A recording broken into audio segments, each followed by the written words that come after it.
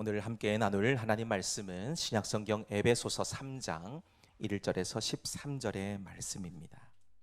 우리 한 절씩 보시도록 하겠습니다. 제가 먼저 읽겠습니다. 이러므로 그리스도 예수의 일로 너희 이방인을 위하여 갇힌 자 된 나 바울이 말하거니와 너희를 위하여 내게 주신 하나님의 그 은혜의 경륜을 너희가 들었을 터이라. 곧 계시로 내게 비밀을 알게 하신 것은 내가 먼저 간단히 기록함과 같으니 그것을 읽으면 내가 그리스도의 비밀을 깨달은 것을 너희가 알 수 있으리라. 이제 그의 거룩한 사도들과 선지자들에게 성령으로 나타내신 것 같이 다른 세대에서는 사람의 아들들에게 알리지 아니하셨으니 이는 이방인들이 복음으로 말미암아 그리스도 예수 안에서 함께 상속자가 되고 함께 지체가 되고 함께 약속에 참여하는 자가 됨이라. 이 복음을 위하여 그의 능력이 역사하시는 대로 내게 주신 하나님의 은혜의 선물을 따라 내가 일꾼이 되었노라. 모든 성도 중에 지극히 작은 나보다 더 작은 나에게 이 은혜를 주신 것은 측량할 수 없는 그리스도의 풍성함을 이방인에게 전하게 하시고 영원부터 만물을 창조하신 하나님 속에 감추어졌던 비밀의 경륜이 어떠한 것을 드러내게 하려 하심이라. 이는 이제 교회로 말미암아 하늘에 있는 통치자들과 권세들에게 하나님의 각종 지혜를 알게 하려 하심이니 곧 영원부터 우리 주 그리스도 예수 안에서 예정하신 뜻대로 하신 것이라. 우리가 그 안에서 그를 믿음으로 말미암아 담대함과 확신을 가지고 하나님께 나아감을 얻느니라. 같이 읽습니다. 그러므로 너희에게 고하노니 너희를 위한 나의 여러 환난에 대하여 낙심하지 말라. 이는 너희의 영광이니라. 아멘. 영국의 유명한 기독교 변증가인 C.S. 루이스의 작품 중에 시편 4색이라고 하는 책이 있는데요. 그 책에 9장에 나오는 그 챕터가 있습니다. 찬양이라는 단락에서 이런 말을 적어 놓은 것을 봤습니다. 우리가 즐거워하는 것을 기꺼이 찬양하고 자랑한다. 왜냐하면 자랑하고 나누는 것은 그 즐거움을 표현할 뿐만 아니라 그 즐거움을 완성하기 때문이다. 이렇게 말을 했습니다. 우리가 정말 맛있는 식당이나 분위기가 좋은 카페를 발견하거나 아니면 기가 막히게 아름다운 풍경을 봤을 때에 혼자만 알려고 하시나요?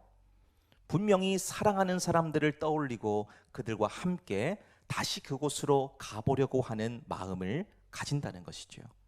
나 혼자 아는 것으로는 기쁨이 온전하게 채워지지 않기 때문입니다. 사랑하는 사람들과 함께 나누고 함께 누릴 때에 비로소 그 기쁨이 완성이 되는 것이죠. 앞서 C.S. 루이스의 말이 바로 이런 의미에서 표현한 것이다 라고 보실 수가 있겠습니다. 누가복음 15장의 말씀 보면 세 가지 비유가 나옵니다. 잃어버린 양의 비유, 잃어버린 동전의 비유, 그리고 잃어버린 아들, 이 세 가지 비유가 기록되어져 있는데요. 이걸 기록해 놓으면서 내리게 된 공통의 결론이 뭘까요? 공통의 결론. 찾았을 때 얻는 기쁨이라는 겁니다. 목자가 양을 찾았을 때, 여인이 동전을 찾았을 때, 아버지가 잃어버린 아들을 다시 찾았을 때 사람들을 불러 모아서 잔치를 벌입니다. 이것이 곧 하나님 나라의 기쁨이고요. 곧 함께 누리는 기쁨의 본질이라는 것이죠. 이건 우리 영적인 원리도 동일합니다. 하나님께서 우리에게 주신 십자가 복음의 은혜는 흘려보내고 외치며 선포할 때에 비로소 완성되는 기쁨이고 천국의 영광이라는 것이죠. 자, 오늘 우리가 함께 살피게 될 에베소서 3장의 말씀 보시면 바울은 하나님께 받은 이 독특한 은혜를 소개해 주고 있습니다. 근데 바울이 지금 이 편지를 쓰고 있는 곳이 어디냐라는 것을 보셔야 됩니다. 어딜까요? 휴양지일까요? 좋은 어떤 그런 카페일까요? 아닙니다. 로마 감옥이에요. 최악의 환경에 바울이 지금 있는 것이죠. 여기서 무슨 은혜를 누리고 기쁨과 감사를 말할 수가 있겠습니까? 인생 끝자락에 있다고 해도 말을 해도 과언이 아닐 정도로 두렵고 절망적인 상황이라는 것이지요. 그렇지만 에베소서 말씀이 6장까지 기록되어져 있는데요, 6장까지를 보는 내내 바울은 이 말씀 속에서 자신의 신변을 원망하거나 비관하거나 탄식하지 않았다는 겁니다. 오히려 가슴 벅찬 감격을 가지고 하나님의 은혜를 찬양하고 있어요. 하나님의 은혜를. 자, 어떻게 그럴 수 있을까요? 바울이 지금 있는 이곳이 감옥이라고 하여도 그곳에 하나님이 함께하고 계신다. 무엇보다 자기에게 주신 이 복음의 사명이 있었기 때문에 사방은 비록 우겨쌈을 당해서 그곳에서 천국의 삶을 누리며 고통으로 살 수밖에 없지만 하나님 바라볼 수밖에 없다는 겁니다. 자, 오늘 우리는 이 바울이 감옥에서도 빼앗기지 않고 가슴 벅차게 고백했던 은혜와 기쁨을 함께 누리기를 바라면서 주시는 말씀을 함께 살펴보게 되기를 원합니다. 자, 우리 본문의 말씀 다시 한번 보실까요? 1절에서 5절까지 우리 목소리로 한번 읽어보겠습니다. 시작. 이러므로 그리스도 예수의 일로 너희 이방인을 위하여 갇힌 자 된 나 바울이 말하거니와 너희를 위하여 내게 주신 하나님의 그 은혜의 경륜을 너희가 들었을 터이라. 곧 계시로 내게 비밀을 알게 하신 것은 내가 먼저 간단히 기록함과 같으니 그것을 읽으면 내가 그리스도의 비밀을 깨달은 것을 너희가 알 수 있으리라. 이제 그의 거룩한 사도들과 선지자들에게 성령으로 나타내신 것 같이 다른 세대에서는 사람의 아들들에게 알리지 아니하셨으니. 아멘. 자, 우리 첫 번째 오늘 주시는 말씀의 큰 주제를 좀 보시게 되면 복음의 비밀을 나누는 청지기가 되어야 한다는 것입니다. 자, 지금 바울이 자기에게 주어진 이 사명을 은혜의 경륜이라고 하는 좀 어려운 말로 표현해주고 있는데요, 이 경륜이라는 말이 뭐냐 찾아보게 되면 관리한다, 경영한다 이런 말이에요. 주인의 재산을 관리하는 청지기라는 뜻이지요. 요셉이 애굽의 총리가 되었을 때에 창고에 곡식을 가득 쌓아두고만 있지 않았습니다. 7년의 대흉년이 생겼을 때에 굶주려가는 수많은 백성들, 심지어 자기를 애굽의 노예로 팔아버렸던 형들에게까지 생명의 양식을 아낌없이 나누어 줍니다. 즉 요셉은 생명을 살리는 청지기였죠.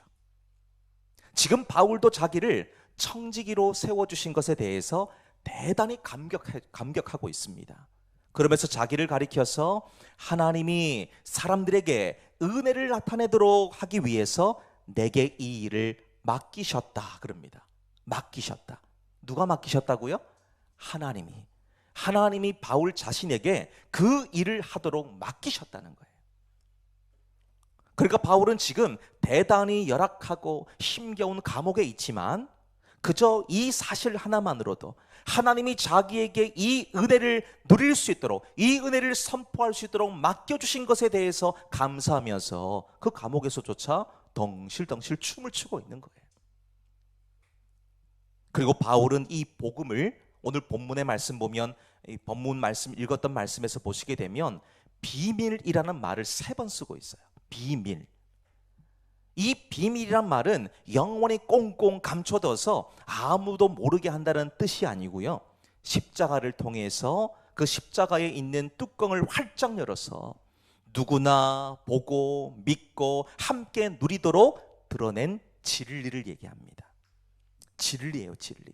그러니까 이 복음은 하나님이 약속하신 모든 복을 누릴 수 있는 자격과 특권을 얻게 만든다는 겁니다.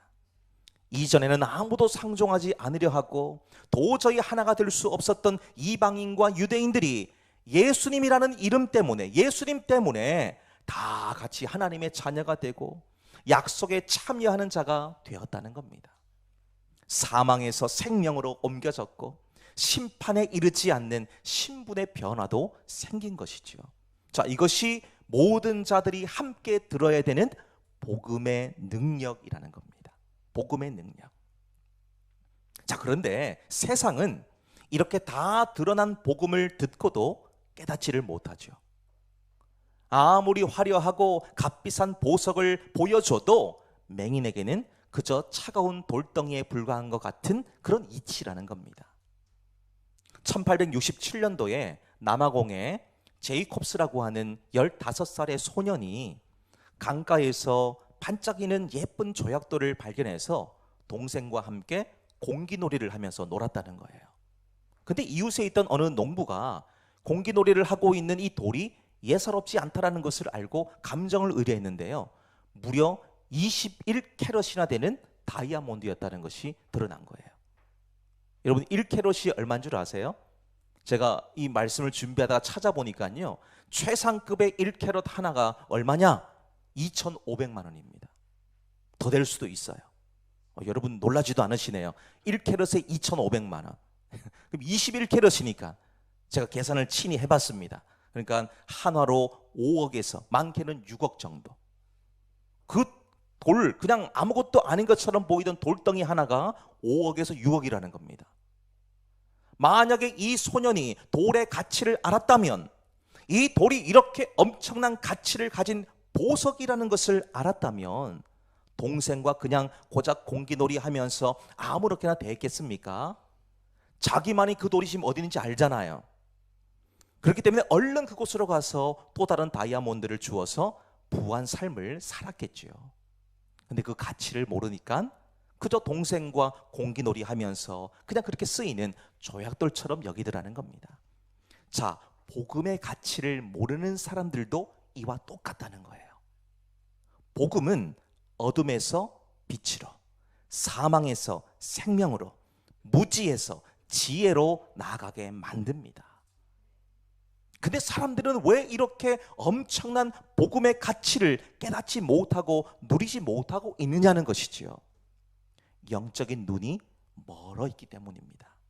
오늘 5절의 말씀처럼 복음의 비밀은 오직 성령을 통해서만 깨달을 수가 있기 때문이죠. 우리가 캄캄한 방에 불을 켜면 환히 보이지 않습니까? 성령께서 우리 영혼에 빛을 비추어 주셔야만 복음을 알 수가 있고 믿을 수가 있다는 사실이죠. 자, 오늘 우리가 이 자리에 앉아 계시면서 십자가 바라보면서 눈물을 흘리고 예수님을 나의 구주로 고백할 수 있는 것은 내 의지나 내 힘으로 된 것이 아닙니다. 내 힘이 아니에요. 우리의 이 강팍하고 돌같이 굳은 마음을 녹이시고 영적인 눈을 열어주신 주님의 전적인 은혜 덕분인 거예요. 주님의 은혜입니다. 자, 그렇다면 이 성령의 은혜로 영적인 눈이 열려서 복음의 비밀을 깨달은 우리들이 어떤 삶을 살아가야 되겠습니까? 이 비밀을 알았다면 어떻게 되겠습니까? 나 혼자 복음의 비밀을 깨닫고 나 혼자 영적 부자가 되고 나 혼자 천국 가기 위해서 꽁꽁 숨겨두어서는 안 된다는 것이죠. 우리는 이 은혜를 나누어 주라고 부름받은 청직이에요. 이따가 오후에 선교사님께서 이 전도 특강을 해주실 것인데요, 바로 그 비밀을 여러분들에게 소개해 드릴 거예요. 그럼 우리는 이걸 갖고 어떻게 해야 될까요? 이걸 가지고 나아가서 복음을 외치는 자, 복음을 유통시키는 자가 되어야 된다는 겁니다. 배우는 것으로 끝나는 게 아니에요. 배운 것을 가지고 삶의 현장으로 가야 되는 겁니다. 삶의 현장에 가서 이걸 녹여내야죠. 소금이 그대로 있으면 아무 의미가 없잖아요. 소금이 소금으로서 역할을 하려면 어떻게 됩니까? 우리가 원하는 어떤 국에 그 소금이 들어가서 간을 내려면 녹아야 되죠. 우리 삶에서 녹아야 되는 겁니다. 복음을 녹여내야 되는 거예요. 흉년의 때에 창고를 활짝 열어서 굶주린 자들에게 생명의 양식을 나누어 주었던 이 요셉처럼 우리도 생명의 복음을 세상에 나누어 줘야 됩니다. 하나님은 목회자나 선교사님들만 은혜의 청지기로 부르신 것이 아닙니다. 우리 모두를 이 어두운 세상 속으로 보내셔서 은혜를 전파하는 사람들, 은혜를 유통시키는 사람들로 부르셨다는 거예요. 우리 모두가 여기에 해당됩니다. 우리 주변에도 한번 보십시오. 가족들, 이웃들, 동료들, 그분들 중에서도 여전히 복음의 가치를 몰라서 그저 공기놀이하는 돌멩이처럼 하찮게 여기고 복음을 외면하며 살아가는 사람들이 우리 주변에 얼마나 많으십니까? 자, 하나님께서 우리를 그곳으로, 그 가정과 일터로 청지기로 부르셨다는 사실을 우리가 분명히 안다면 우리가 해야 될 사명이 드러나게 되죠. 이걸 발견할 수 있게 된다는 겁니다. 우리는 삶의 자리에서 청지기답게 살아감으로 이 땅에서 천국을 만들어 갈 수 있는 은혜가 있게 되시기를 소망합니다. 자, 두 번째도 보시겠습니다. 10절에서 11절의 말씀을 함께 읽습니다. 시작. 이는 이제 교회로 말미암아 하늘에 있는 통치자들과 권세들에게 하나님의 각종 지혜를 알게 하려 하심이니 곧 영원부터 우리 주 그리스도 예수 안에서 예정하신 뜻대로 하신 것이라. 아멘. 자, 두 번째는 무엇입니까? 하늘의 기쁨을 땅에서도 보여주는 교회가 되어야 된다는 것입니다. 참 우리가 오늘 이 말씀을 보시게 되면 참 놀랍고도 가슴 벅찬 말씀이 기록되어져 있는데요. 하나님의 구원 계획을 알게 하기 위해서 하나님이 통로로 사용하시는 곳이 어디냐라는 것이죠. 어딜까요? 교회입니다. 교회예요, 교회. 참고로 에베소서 말씀에서 다루고 있는 중요한 주제도 교회입니다.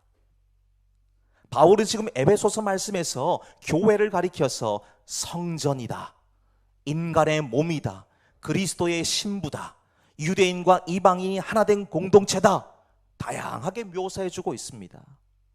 우리는 보통 교회라고 말을 하면 새벽 기도를 드리고 공적으로 정해진 수요나 주일 예배 드리고 예배 후에 모여서 식사하고 교제하고 때로는 성경 공부하는 그 정도로만 생각을 하더라는 것이죠. 물론 교회 기능에 예배와 교제와 교육 이것이 있기 때문에 전혀 틀린 말은 아닙니다. 근데 교회의 본질은 이게 전부가 아니라는 것이죠. 이게 전부가 아니에요. 우주적으로 훨씬 더 크고 깊은 의미가 있다는 것입니다. 지금 바울이 이 편지를 통해서 당시의 에베소 교회뿐만 아니라 오늘 우리들에게까지 진정 교회가 무언지를 선포해주고 있어요. 바로 하늘에 있는 모든 통치자들과 권세들까지도 교회를 통해서 하나님의 무궁무진한 그 지혜를 알게 된다는 것을 얘기해주고 있는 것이지요. 자, 여러분, 우리 교회를 한번 보세요. 우리 교회 연령이 다 다르죠. 고향도 다릅니다. 직업도 다르세요. 성격도 다 다르십니다. 살아온 배경도 다르고 믿음의 분량도 다 다릅니다. 이 다르다라는 말에는 낯설고 경계심이 있는 불편함과 긴장감이 존재합니다. 또 한편에서는 대체 불가능한 자기만의 개성과 색깔이 존재한다는 의미가 될 수도 있습니다. 이게 다르다는 표현이잖아요. 자, 이걸 오늘 본문의 말씀 10절을 보면 각종 지혜 이렇게 표현합니다. 각종 지혜. 이 말의 원래 의미를 찾아보니까 아주 다양하고 다채로운 수만 가지 색깔로 수를 놓은 눈부시게 아름다운 작품이다, 이렇게 말을 합니다. 눈부시게 아름다운 작품이다. 즉 앞서도 말했지만 나이나 직업이나 성격이나 기질이나 배경이 달라서 절대로 하나 될 수 없을 것이라고 여겼던 우리들이 예수님의 십자가의 피로 묶임을 받아서 기가 막히게 아름다운 색깔과 향기를 내는 더세움 교회가 되었다는 겁니다. 이건 우리 힘으로 된 게 아니에요. 우리가 이 자리에 모여 있는 것은 그냥 내가 원해서 이 발걸음을 해서 이곳에 계시는 것이 아니라는 겁니다. 주님이 하나로 묶어주신 거예요. 우리 공동체 하나로 묶어주신 겁니다. 천사도 전혀 눈치채지 못한 기막힌 하나님의 신비고 이게 바로 비밀이라는 거예요. 만약에 우리 공동체가, 우리 교회가 세상의 모임이었다 한번 생각해 보세요. 세상의 모임. 이해관계가 맞지 않아서 깨져도 벌써 깨졌을 거예요. 그 정도로 하나 되어서 서로 사랑하며 나아간다는 것 불가능에 가깝습니다. 근데 지금 우리들이 예수라고 하는 사랑의 띠로 하나가 되고 십자가 보혈의 능력으로 같은 방향을 향해서 달려가고 있다고 하는 것, 이건 성령님이 하시지 않고서는 결코 되지 않는 일이라는 것입니다. 반면에 우리 대적 마귀도 보세요. 이 복음의 비밀을 전혀 눈치채지 못했지요. 그래서 고린도전서 2장 8절의 말씀 보면 이 지혜는 이 세대의 통치자들이 한 사람도 알지 못하였나니 만일 알았더라면 영광의 주를 십자가에 못 박지 아니하였으리라 얘기하죠.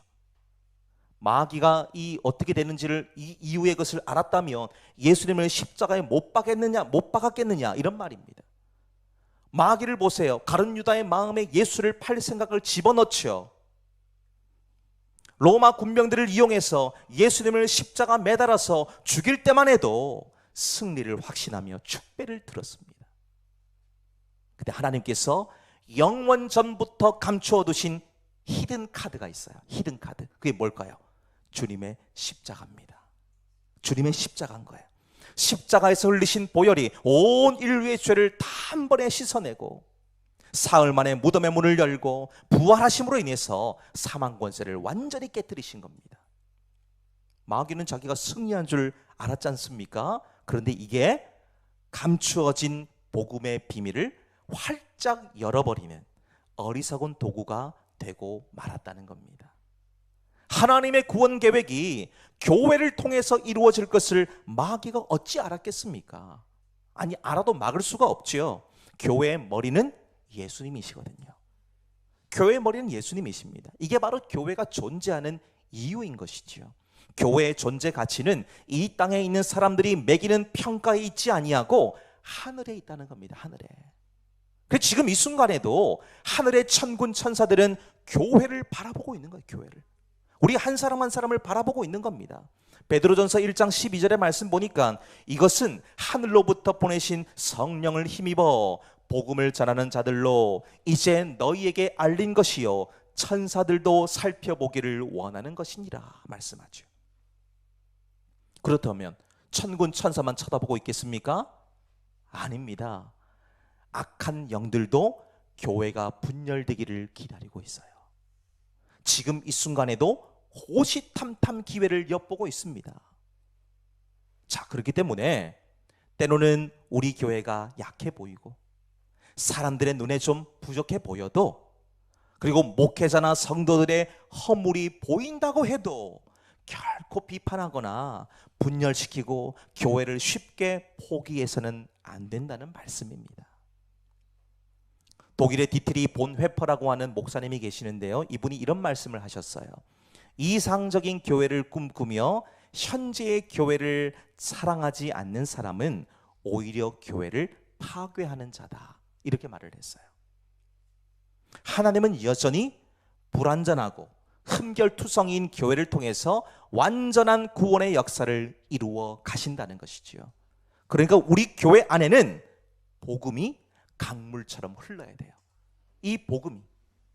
또한 이 안에서 서로의 다름을 정죄하지 말고 십자가 사랑으로 품어주면서 함께 찬양하고 함께 울고 웃으면서 복음의 능력을 누리는 기쁨이 우리 안에 가득 넘쳐야 된다는 것이지요. 그럴 때 하늘의 기쁨을 땅에서도 보일 수 있는 교회가 될 수 있습니다.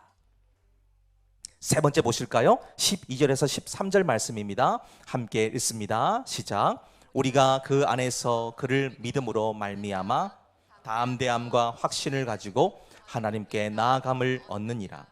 그러므로 너희에게 구하노니 너희를 위한 나의 여러 환난에 대하여 낙심하지 말라. 이는 너희의 영광이니라. 아멘. 자, 세 번째는 무엇입니까? 어떤 고난 앞에서도 담대함과 확신을 가져야 한다는 것입니다. 자, 지금 바울은 연약하고 부족한 우리들이 가질 수 있는 가장 놀랍고 황홀한 특권을 얘기해 주고 있습니다. 바로 온 우주의 주인이신 하나님 앞에 나아가는데 머뭇거리거나 두려워하는 것이 아니라 담대함과 확신을 갖고 나아가라, 이렇게 말씀을 하고 있습니다. 여기서 나아간다 이 말을 보게 되면 그저 발걸음을 옮긴다는 그런 가벼운 정도의 뜻이 아니고요, 고대 왕정 시대에 왕 앞에 공식적인 VIP로 초청을 받아서 누구의 제지도 받지 않고 당당하게 걸어 들어갈 수 있는 엄청난 특권과 권리를 가진 사람을 말합니다. 그런 사람이 지금 나아간다는 이 표현을 쓸 수가 있는 것이고 그 말을 들을 수 있다는 것이죠. 구약의 에스더서의 말씀 보시면 당시의 페르시아 제국에서는 아무리 높은 대신이라고 해도, 심지어 왕의 사랑을 한 몸에 받는 왕후 에스더라고 해도 왕이 부르지 않았는데 함부로 그 앞에 나아갔다가는 그 자리에서 죽임을 당합니다. 그러니까 왕 앞에 나아간다라고 하는 것은 죽음을 각오해야 되는 두려운 일이라는 겁니다. 그래서 유다 민족이 지금 하만이라고 하는 대적에 의해서 몰살당하게 될 절체절명의 위기 가운데에서 에스더가 금식하죠. 그러면서 이런 고백합니다. 죽으면 죽으리이다. 죽으면 죽으리이다. 이 비장한 결단을 하고 두려운 마음을 가지고 왕 앞으로 나아갔던 겁니다. 구약의 대제사장들도 보십시오.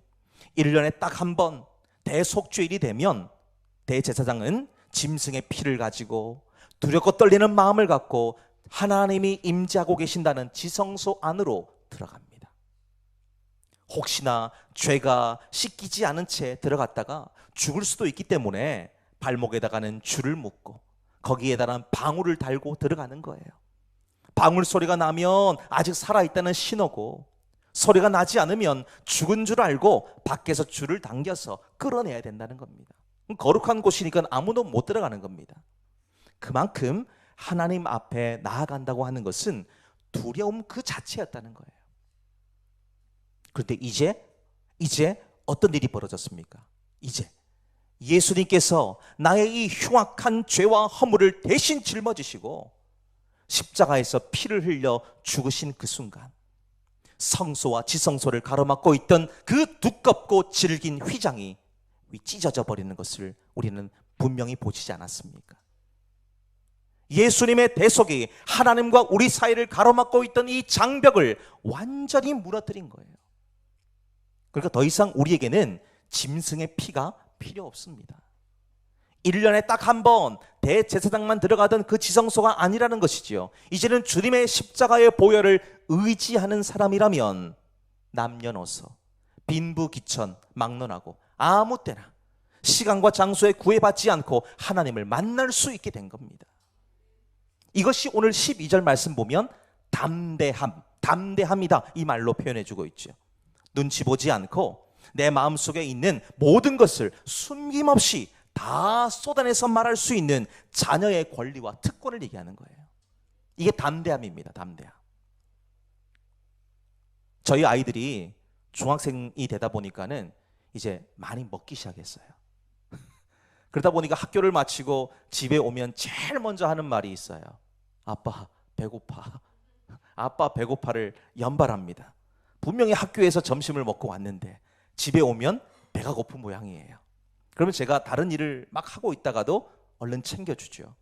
근데 지금 아이들이 제가 지금 바쁜지 힘든지 다른 일을 하고 있는지 이거 생각하고 말하나요?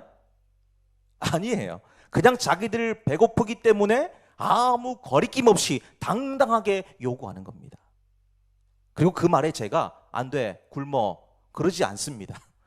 챙겨줄 것을 다 이 아이들이 이미 알고 있기 때문에, 굳게 믿기 때문에 현재 자기들의 상태와 마음을 저에게 있는 그대로 말을 할 수가 있는 것이지요. 그리고 무엇보다 제일 중요한 거, 다른 이유가 없죠. 그저 제가 아빠기 때문입니다. 아빠기 때문이에요. 그거 눈치 안 보죠. 눈치 안 봅니다. 그저 주저함 없이 말할 수 있는 거예요. 여러분, 바로 이겁니다. 예수님이 십자가에서 흘리신 보혈의 은혜 덕분에 우리는 하나님을 아빠, 아버지라고 부르면서 거침없이 그 품으로 뛰어들어갈 수 있는 자격을 얻었다는 거예요.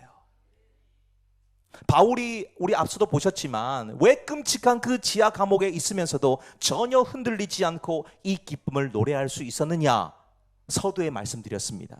왜 그랬습니까? 하나님께 나아가는 특권이 자기 안에 확실하게 있다는 것을 알았기 때문이에요. 오히려 감옥에 갇혀있는 바울을 보면서 마음 아파하고 낙심해 있던 에베소 성도들을 향해서 바울이 13절 말씀에서 이렇게 당당히 위로하잖아요. 자, 13절 보세요. 너희를 위한 나의 여러 환난에 대하여 낙심하지 말라. 이는 너희의 영광이니라. 그렇죠. 쉬운 성경으로 찾아보니까요, 내가 지금 받고 있는 고난으로 인해 실망하거나 낙담하지 마십시오. 이 고난이 오히려 여러분에게 영광이 되는 것입니다. 이렇게 표현했어요. 여러분, 오늘 우리의 삶은 어떻습니까? 하나님의 말씀대로 정직하게 살아가려다 보니까 억울함이나 환난이 있습니까? 남들은 세상 방식대로 적당히 타협하면서 편하게 사는 것 같은데 나는 신앙 양심 지키느라고 손해를 보고 어려움을 겪고 있지는 않으십니까? 마귀는 수없이 많은 방해들을 통해서 우리를 피곤하게 만듭니다. 때로는 육체의 질고로, 때로는 재정의 위기로, 때로는 가장 가까운 사람들과의 관계 속에서 상처를 주면서 우리를 무기력하게 만들지요. 또한 내가 이렇게 밤낮으로 눈물을 흘리며 엎드려 기도하는데 왜 내 남편, 내 자녀는 변하지 않는 것일까? 왜 내 기도는 당장 응답되지 않고 내 삶은 여전히 이 감옥처럼 답답하기만 할까 생각되기도 합니다. 그렇지만 눈에 보이는 이 절망적인 상황과 환경 때문에 결코 낙심하지 마시기를 바랍니다. 우리의 생명과 가정, 우리의 교회는 결코 마귀의 손아귀에 있지 않습니다. 가장 안전하고 강하신 하나님 아버지의 손안에 있다는 것이에요.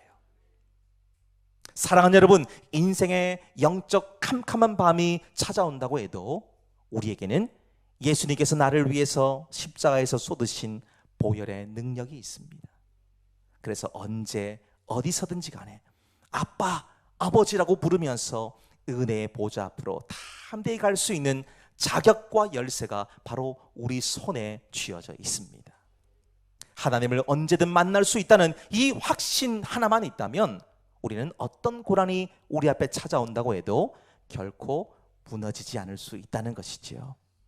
자, 그렇기 때문에 지금 당장 눈앞에 결과가 보이지 않는다고 해도 기도를 포기하거나 사명을 내려놓지 마시기를 바랍니다. 오늘 여러분이 복음을 위해서, 교회를 위해서, 그리고 사랑하는 가족들을 위해서 쏟는 그 눈물과 희생, 그 답답하고 힘겨운 인내의 시간들은 하나님 앞에서 단 하나도 낭비되지 않습니다. 땅에 떨어진 씨앗이 썩어서 죽으면 그 안에 있던 생명력이 터져 나와서 열매를 내듯이 복음과 교회, 가정과 민족을 위해서 기도했던 모든 것 훗날 역전의 발판이 될 것입니다. 그리고 마침내 사랑하는 사람들과 함께 손을 잡고 구원의 감격을 노래하면서 함께 누리는 기쁨을 완성하는 찬란한 영광이 있게 될 것입니다. 이 굳건한 믿음과 담대함으로 한 주간도 승리하는 저와 여러분 되시기를 주님 이름으로 축복합니다.